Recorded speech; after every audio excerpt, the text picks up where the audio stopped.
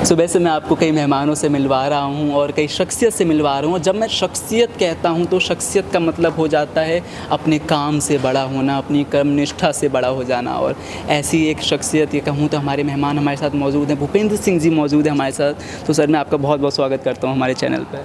धन्यवाद धन्यवाद। सर, पहला क्वेश्चन मैं यही पूछूं कि आप गज़ल की दुनिया से बिलोंग करते हैं, आप गज़ल करते हैं, आप उसके लिए आपके यहाँ पे एक सेमिनार भी है, वर्कशॉप भी है। तो पहला क्वेश्चन मेरा शब्दों पर होगा, अक्षरों पर होगा कि आज शब्द वर्ड्स मॉडर्नाइज हो गए हैं, शुद्धि नहीं रही है शब्द में, भाषा में। तो आप किसके साथ जाते हैं, शुद्धि के साथ कि इस प्रशासनिकता के साथ? आपका प्रश्न बहुत सारगर्भित है। मतलब मैं ये कहूँ कि आज के कंटेक्स्ट में, आज के वातावरण में बहुत उचित प्रश्न है। देखिए, हम भाषा का जो प्रयोग करते हैं वो संवाद के लिए करते हैं, लोगों से बातचीत के लिए। तो हमारा मुख्य उद्देश्य ये होता है कि हम जो बात कहें वो सामने वाले को समझ में आए, सामने वाला जो कहे वो हमें समझ में आए। इसलिए भाषा का सही ज्ञान आवश्यक है। और जो भाषा में कोई भी शब्द अगर है, जैसे मैं उदाहरण के तौर पे कह रहा हूँ धर्म। अब हम धर्म शब्द का जो प्रचलित जो अर्थ है वो ये है कि हम किसी ईश्वर को मानते हैं और उसके प्रति हमारी जो आस्था है उसको लोग धर्म समझते हैं। लेकिन धर्म शब्द का ये अर्थ बिल्कुल नहीं है। धर्म शब्द कर्तव्य शब्द के बहुत निकट है। यानी इसके बारे में धर्म शब्द की जो व्याख्या की गई है कि किस व्यक्ति को हम धार्मिक कहेंगे, उसके लिए बाकायदा मनुस्मृति में एक श्लोक है। उसमें कहा गया है कि धृति क्षमा दमोस्तेयम शौचम इंद्रिय निग्रह धीह विद्या सत्यम अक्रोधो दशकम धर्म लक्षणम। इसका छोटे में अर्थ बता दूं कि मनुष्य के अंदर धैर्य, क्षमा, शुद्धता, इस तरीके के सारे गुण हों और इन गुणों के प्रति वो इच्छा भी रखे कि मेरे अंदर विकसित हो, ऐसा व्यक्ति धार्मिक है। यहाँ पे कहीं भी नहीं लिखा है कि आपको किसी की पूजा करनी है या नहीं करनी है, ये कहीं भी नहीं दिया है। लेकिन प्रचलन में हम धर्म शब्द का इतने गलत तरीके से प्रयोग कर रहे हैं कि हम उसको, जो अंग्रेज़ी में रिलीजन या उर्दू में मज़हब शब्द है, उसके समकक्ष मानते हैं। लेकिन ना, उसके समकक्ष जो हिंदी में शब्द है वो है पंथ। रिलीजन या मज़हब, उसका पर्याय है पंथ।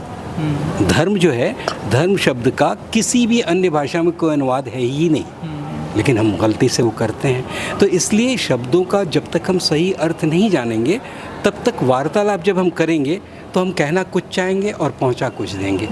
इसलिए भाषा की शुद्धता या शब्दों के ज्ञान के प्रति हमारी जागरूकता ये बहुत आवश्यक है। अब चाहेंगे तो मैं आपको एक आध उदाहरण और भी दे दूंगा कि हम एक ही अर्थ में कहते हैं कर्तव्य, दायित्व और उत्तरदायित्व। ये तीन शब्द हैं। ज़्यादातर आप लोगों से पूछिए तो तीनों शब्दों को एक ही उसमें इस्तेमाल करते हैं, लेकिन तीनों शब्दों का अर्थ अलग अलग है। कर्तव्य वो है जो कि हम अपनी समझ के हिसाब से स्वयं निर्धारित कर लें कि हमको ये करना चाहिए। दायित्व वो है जो हमें किसी दूसरे ने दिया है कि भाई ये करना है, वो दिया गया है, जो दिया गया है वो दायी है ना, तो दायित्व है। और उत्तरदायित्व वो है कि जो मुझे दिया गया है उसको पूरा करने के बाद मैं किसी को बताऊं कि हाँ देखिए ये मैंने पूरा किया है। अगर उससे कुछ गड़बड़ी हो जाए तो मैं फिर उसके लिए जिम्मेदार माना जाऊं, वो उत्तरदायित्व है। लेकिन हम तीनों शब्दों को एक ही तरह से इस्तेमाल करते हैं। इसलिए हमारा संवाद बिल्कुल, जिसे अंग्रेज़ी में कहते हैं, टू द पॉइंट हो। इसके लिए आवश्यक है कि हमें शब्दों का उचित ज्ञान हो, उनके अर्थ का, उनके तात्पर्य का ज्ञान हो, तभी हम भाषा का सही प्रयोग करके अपनी बात को सही रूप में सामने पहुंचा सकते हैं। अन्यथा अर्थ का अनर्थ होता रहेगा, जैसे कि आजकल होता है। सर, आप गज़ल की दुनिया से आते हैं। मैं अगर बात करूं तो गज़ल पहले के मुकाबले अब लोग इतना नहीं सुनते। मैं ये नहीं कह रहा नहीं सुनते, पर अब बच्चों को पसंद आता है रैप हो गया, जो न्यू सॉन्ग्स हो गए। पर कुछ ऐसे भी बच्चे हैं जो इसमें आना चाहते हैं, जो गज़ल्स लिखना चाहते हैं। तो एक लिखने का अगर आप मुझे फॉर्मेट बता सकें, या कोई इसका कुछ रूल होता है कि इस तरीके के हम लिख सकते हैं गज़ल्स को? देखिए, गज़ल ही नहीं, दुनिया के किसी भी कार्य में तीन चीज़ें आवश्यक होती हैं।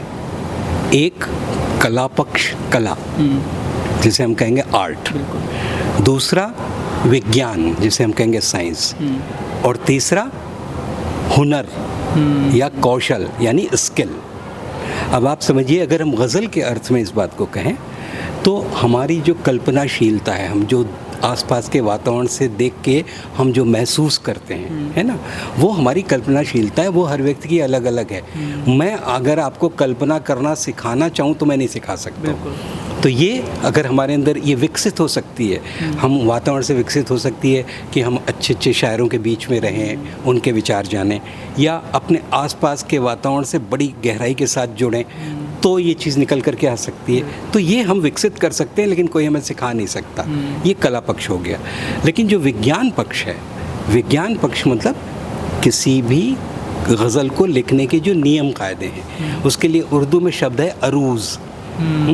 हिंदी के काव्य में उसको छंद शास्त्र कहते हैं। तो अरूज़ की जानकारी जो है वो नियम कायदे हैं कि हमें कैसे लिखना चाहिए, क्या करना चाहिए, ये सीखा और सिखाया जा सकता है। तो ये हम अब जब हमने कल्पनाशीलता हमारे अंदर है और अगर हमने नियम कायदे सीख लिए, तो दोनों को कंबाइन करके, दोनों को जोड़ करके, मिला करके हम लिखना जब शुरू करते हैं, तो पहली बार में हम बहुत अच्छा नहीं लिखते हैं, लेकिन वही बार बार लिखते लिखते लिखते लिखते जिस तरह से अभ्यास से कोई भी कौशल विकसित होता है, उसी तरीके से ये भी बार बार अभ्यास करके हमारा गज़ल लेखन भी आगे बढ़ता जाता है।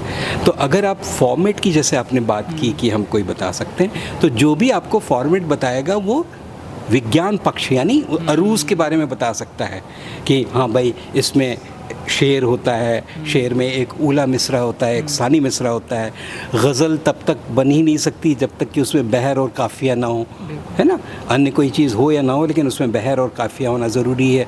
अब बहर क्या है, काफ़िया क्या, ये बहुत बड़ा विषय है जिसको मैं 4 शब्दों में तो नहीं बता सकता हूँ, लेकिन हाँ, ये जानना आवश्यक है।